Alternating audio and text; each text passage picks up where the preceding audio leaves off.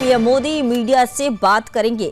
कुछ ही देर में संसद भवन के हंस द्वार पर संबोधित करेंगे पीएम मोदी। 11 बजे से संसद सत्र की शुरुआत होनी है, कार्रवाई शुरू होनी है। 19 दिसंबर तक यह शीतकालीन सत्र चलेगा। एसआईआर पर सरकार को घेरने की तैयारी में विपक्ष जुटा हुआ है। तो बता दें कि संसद के सत्र का आज पहला दिन है। शुरुआत होगी 11 बजे से। शीतकालीन सत्र 1 दिसंबर से 19 दिसंबर तक चलेगा। 19 दिन में सत्र में 15 बैठकें होनी है। इस दौरान कई बिल जो है वो भी पेश हो सकते हैं। तो एटॉमिक एनर्जी बिल के साथ साथ 10 नए बिल पेश हो सकते हैं।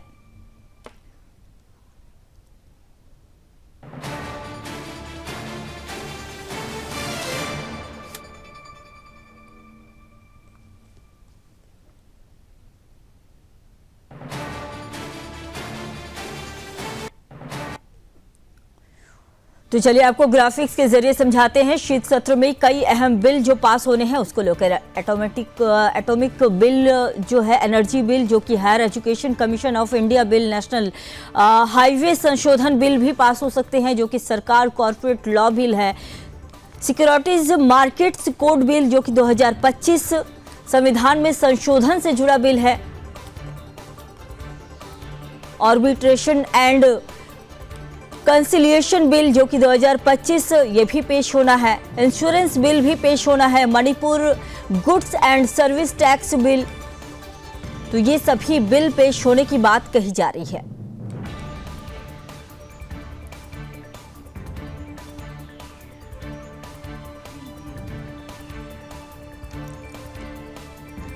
तो संसद में शीतकालीन सत्र की शुरुआत आज से हो रही है। लोकसभा और राज्यसभा में कार्रवाई 11 बजे से शुरू होगी। शीतकालीन सत्र 1 दिसंबर से 19 दिसंबर तक चलेगा। 19 दिन में सत्र में 15 बैठकें होंगी। इस दौरान एटॉमिक एनर्जी बिल समेत 10 नए बिल पेश हो सकते हैं। सत्र के पहले दिन वित्त मंत्री निर्मला सीतारमण लोकसभा में सरकार केंद्रीय उत्पाद शुल्क विधेयक 2025 और सुरक्षा और राष्ट्रीय सुरक्षा से इस विधेयक 2025 पेश करेंगी।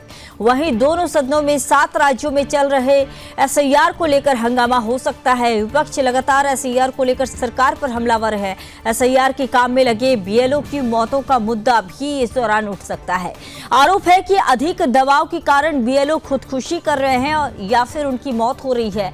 तो बिहार चुनाव में बीजेपी के नेतृत्व वाली एनडीए की रिकॉर्ड जीत के बाद विपक्ष एक बार फिर वोट चोरी का मुद्दा उठा सकता है। लोकसभा में विपक्ष के नेता राहुल गांधी लगातार मुख्य चुनाव आयुक्त और चुनाव आयोग पर हमलावर हैं। संभावना जताई जा रही है कि विपक्ष इस सत्र में सीसी ज्ञानेश कुमार के खिलाफ महाभियोग भी ला सकता है। शीतकालीन सत्र से पहले रविवार को सर्वदलीय बैठक बुलाई गई थी। इस मीटिंग में विपक्ष के सभी सीनियर लीडर शामिल हुए। इस दौरान पार्लियामेंट्री अफेयर्स मिनिस्टर किरण रिजिजू ने कहा कि हम विपक्षी पार्टियों की बात सुनेंगे। ये विंटर सेशन है। हम उम्मीद करते हैं कि सब लोग ठंडे दिमाग से काम करेंगे और गर्मा गर्म बहस से बचेंगे।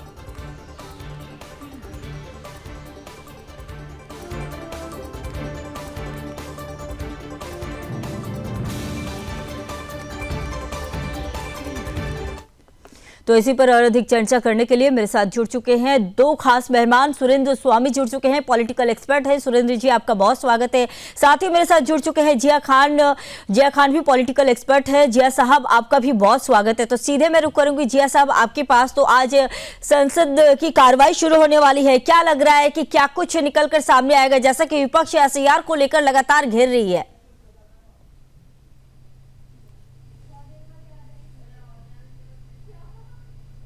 जिया साहब, आप खुद को अनम्यूट कर ले, आवाज नहीं आ रही है।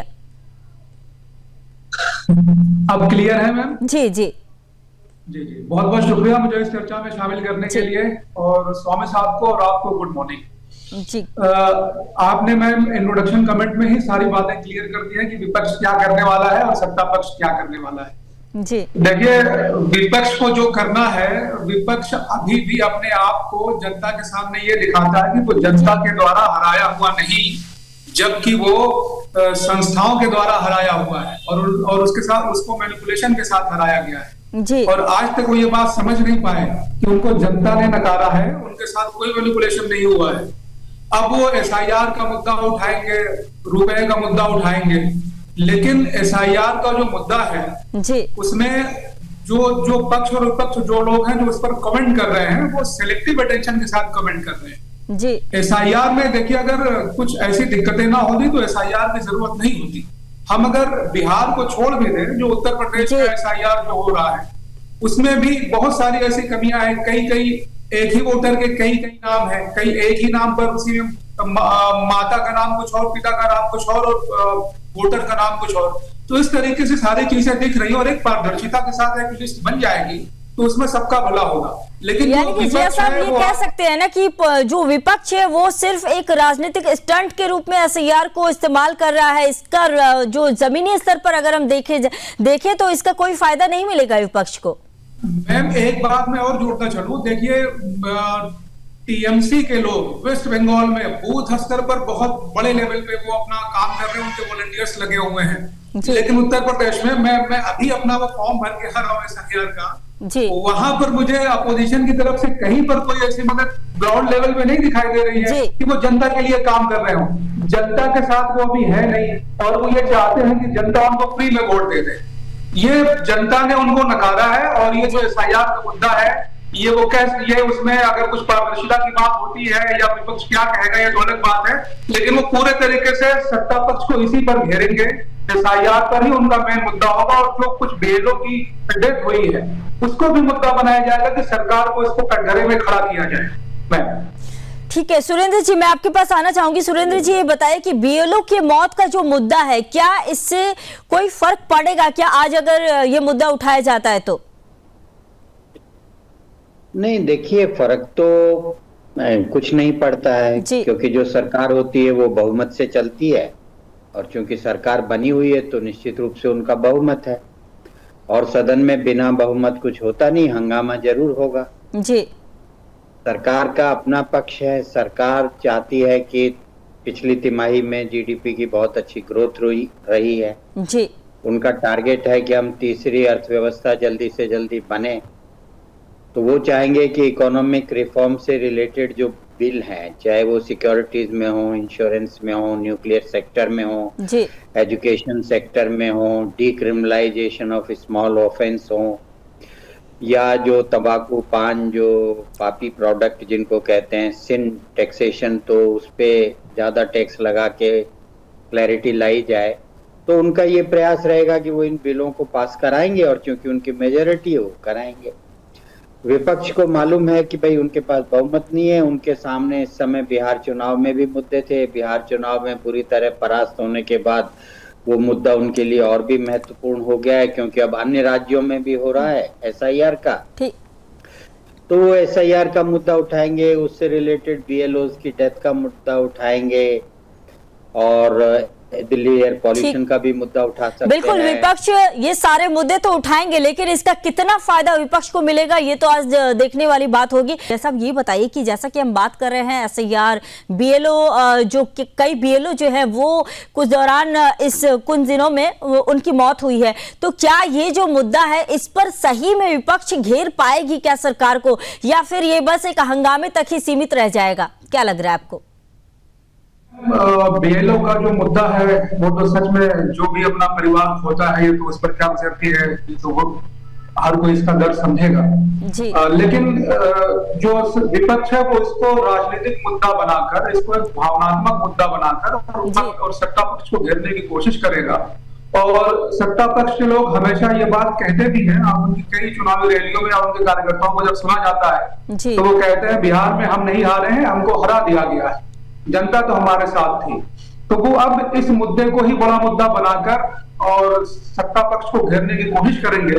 लेकिन जो प्रस्तावित मुद्दे हैं आज सदन में, जैसे higher education commission of India का बिल है, ये भी छात्रों के लिए बहुत जरूरी बिल है और अगर इस पर एक सकारात्मक चर्चा हो जाए और ये पास हो जाता है तो इससे स्टूडेंट को काफी फायदा मिलने की उम्मीद है। और अगर ये बिल में ये जो बिल प्रस्तावित है अगर इसमें विपक्ष साथ नहीं देता है तो फिर ये स्टूडेंट के साथ भी खिलवाड़ किया जाएगा। मैम बिल्कुल जिया साहब, आपने सही कहा कि जो बिल जो है उस पर अगर चर्चा हो जाए तो इससे स्टूडेंट को फायदा मिलेगा, लेकिन चर्चा हो जाए तब ना। विपक्ष तो हर बार हम देखते हैं कि जब भी सत्र शुरू होता है हंगामे की भेंट चढ़ जाती है सत्र। सुरेंद्र स्वामी जी, आपके पास आना चाहूंगी। सुरेंद्र स्वामी जी, ये बताइए कि जैसे कि ये 3 बिल है, एक तो एटॉमिक एनर्जी बिल है और दूसरा आर्बिट्रेशन बिल और साथ ही इंश्योरेंस अमेंडमेंट जो बिल है, इसमें क्या लगता है कि ये जो तीनों बिल हैं इसमें सबसे ज्यादा राजनीतिक जो है फायदा कौन सा दे सकता है? इसमें कौन सी ऐसी जो बिल है जिसमें राजनीति ज्यादा चमक सकती है? रिफॉर्म से रिलेटेड बिल हैं, इनको आप राजनीति से जोड़ना मेरी राय में ठीक नहीं होगा जी, क्योंकि जो एटॉमिक एनर्जी से रिलेटेड बिल है उसमें वो रेगुलेटरी फ्रेमवर्क बना के और जो सिविल पार्टनरशिप है सिविल न्यूक्लियर में, मतलब प्राइवेट सेक्टर के लिए ओपन कर रहे हैं जी। और ऐसे ही जो इंश्योरेंस है उसको वो 100% बढ़ा के 100% करना चाहते हैं इस सेक्टर में। जो हायर एजुकेशन बिल है, जैसे जिया साहब ने कहा कि उसमें एक रेगुलेटरी बॉडी कमीशन बनेगा जो अच्छी यूनिवर्सिटीज अपने आप को इंडिपेंडेंटली विदाउट गवर्नमेंट इंटरफेरेंस और अपनी श्रेष्ठता के लिए, एक्सीलेंस के लिए काम करना चाहती हैं, उनको छूट मिलेगी जी। तो इसमें देखिए कोई भी इसमें पॉलिटिकल इशू नहीं है। जितने भी ये जो बिल आ रहे हैं नए, अब जैसे आप देख लीजिए एक वो बिल है जो जिसमें माइनर जो ऑफेंसेस होते हैं तो उनको डीक्रिमिनलाइज करने की बात है कि मतलब वो कोर्ट में नहीं जाएंगे, वहीं खत्म हो जाएंगे जी। तो इस तरह से तो इसमें कोई भी राजनीति वाला मुद्दा जो बिल आ रहे हैं उसमें है नहीं जी। क्योंकि राजनीति से रिलेटेड बिल नहीं है इसलिए तो सरकार तो इकोनॉमिक लेकिन सुरेंद्र जी, जब विपक्ष इस पर हंगामा करेगी, विपक्ष इस पर कहेगी कि इसमें फायदा नहीं है, तो क्या विपक्ष के बिना क्या सरकार इस बिल को पास करा पाएगी, इन सभी बिलों को? पक्ष तो कितना ही अच्छा बिल हो वो तो पक्ष में वोट डालेंगे नहीं जी, क्योंकि मेजोरिटी है तो बिल तो पास हो जाएंगे। प्रश्न ये है कि हंगामा होगा जैसे बीएलओ की डेथ्स को लेके। अब आपने एक बीएलओ निकाल दिया, आप किसान निकालें, किसानों की डेथ मिल जाएगी, आप टीचर निकालेंगे, टीचर्स की डेथ मिल जाएगी। हिंदुस्तान में तो रोज का आंकड़ा आप देखें तो कितनी आत्महत्याएं हो रही है जी, तो कितनी डेथ्स हो रही हैं, कितने एक्सीडेंट्स हो रहे हैं। तो अगर आप उसको एक बीएलओ में ब्रैकेट करेंगे तो आपको वहां भी आत्महत्याएं मिल जाएंगी, वहां भी डेथ मिल जाएगी, तो वो कोई मुद्दा बनेगा नहीं। दूसरा एसआईआर का मुद्दा बिहार में इन्होंने खूब चलाया। अगर देखिए जनता ने वोट नहीं डाला और इंस्टीट्यूशन ने जिताया तो जनता खिलाफ होती। बिल्कुल, जनता तो खिलाफ नहीं है। कोई भी सरकार, कोई भी आदेश कोर्ट में नहीं गया, कोई इलेक्शन कमीशन के पास नहीं गया कि भाई ये हमको वोट नहीं डालने दिया गया या हमारा वोट नहीं था। यही प्रॉब्लम है विपक्ष की कि वो समझ ही नहीं पा रहा है कि क्या कर रहा है और उससे उसको वोट मिलेंगे कि नहीं मिलेंगे जी। बिहार में इतना बड़ा जो उनको वोट मिला है एनडीए की सरकार को, तो उस वोट को उनको समझ में ही नहीं आ रहा है कैसे कोई इंस्टीट्यूशन उनको इतना वोट दिला सकती है। लोगों ने वोट डाला है।